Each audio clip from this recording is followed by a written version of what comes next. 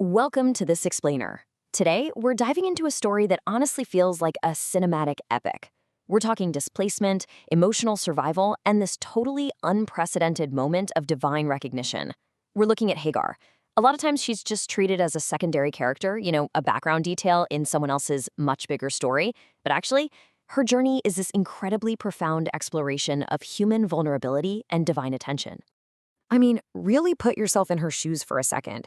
Imagine being completely trapped in a system where you have zero control over your own life. What happens when you are literally just a character in someone else's story? Your choices aren't your own, your entire future is dictated by what somebody else needs. That's exactly where Hagar starts out. She's not a free agent making her own way in the world. She is locked inside a structure she had absolutely no part in creating. Part 1. Bound by another story.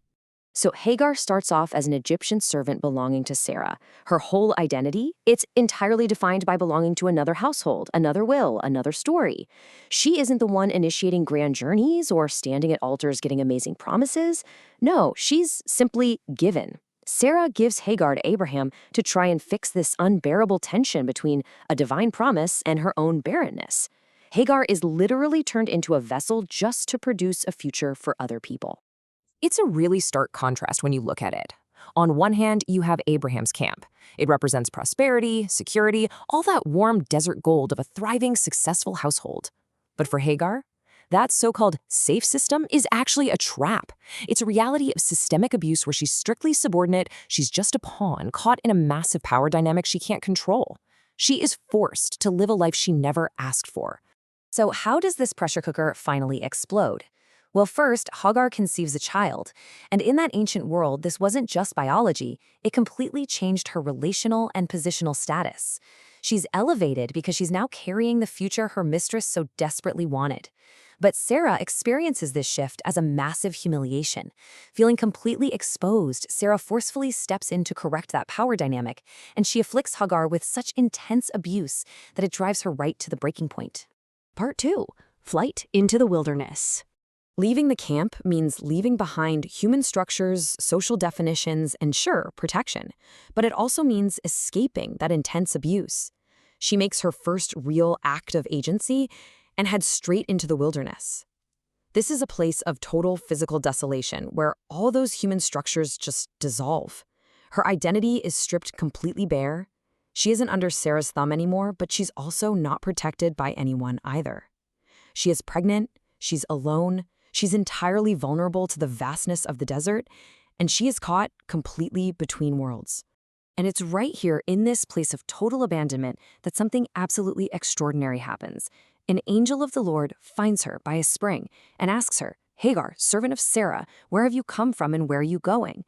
I want you to really think about this for a second. That question isn't looking for information. The divine already knows the answer. God is inviting this woman who has been used and displaced her whole life to finally speak up and articulate her own story. This is huge. Hagar is literally the first woman in all of Scripture to receive a direct divine encounter like this. Not Abraham, it wasn't filtered through some big covenantal structure, it happens directly to her.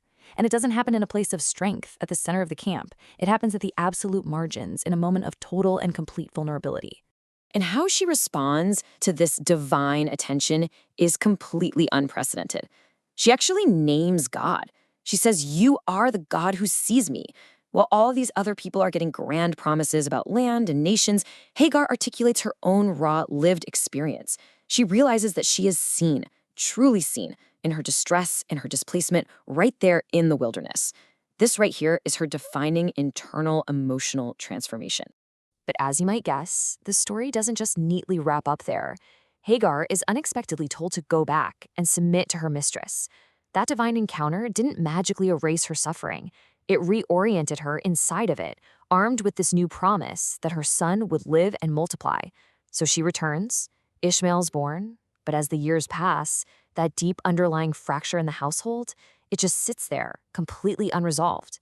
And that lasts right up until Isaac is born through the line of promise, setting the stage for a brand new crisis. Part 3. The final expulsion. The socio-political motives behind this next breaking point are severe. You've got two sons, meaning two lines of inheritance.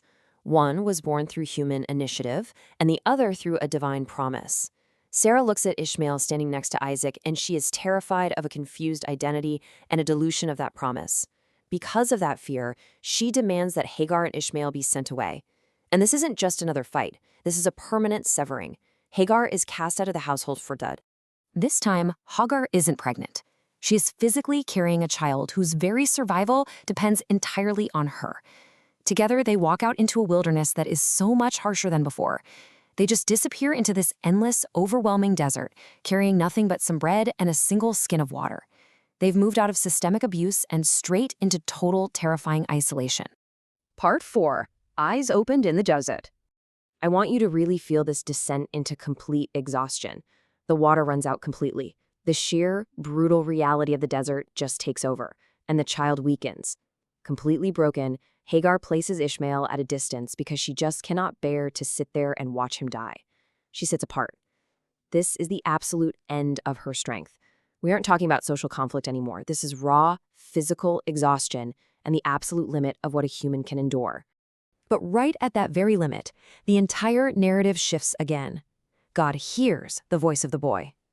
Remember earlier Hagar learned that God sees her? Well, now the text makes it incredibly clear that God also hears. The response comes down from heaven, validating their intense suffering and declaring that, no, the child is going to live. Hagar's lion still has a future ahead of it. He will become a nation. The symbolism in this climax is just beautiful. God opens Hagar's eyes, and suddenly she sees a well of clear water. The amazing thing here is that God didn't just magically zap new water into existence in that moment. He restored her perception so she could see the provision that was already sitting right there. She drinks, the child lives, and they survive this impossible ordeal. When we look back at the end of her heroine's journey, Hagar is standing at such a powerful intersection. She was constantly used by others, deeply afflicted within these human systems, and violently displaced into the harsh wilderness. And yet, despite all of that systemic misery, she was seen, she was heard, and she was ultimately sustained by God. The core takeaway from this explainer is this really singular, profound truth. God isn't just the God of this central promise or the main covenant characters. He is, fundamentally, the God of the overlooked. He is the God of the people caught in the shadows of someone else's story. Hagar had literally no control, yet she received a massive promise. She was entirely unseen by the people in power, yet she was the very first person to name God as the one who sees. Which leaves us with a really provocative question to think about. When you find yourself pushed to the margins, stripped of control, and just wandering through your own isolation, where do you find your own springs in the wilderness when you feel entirely overlooked? Keep your eyes open for those unseen springs. Thank you so much for exploring this incredible journey with me today.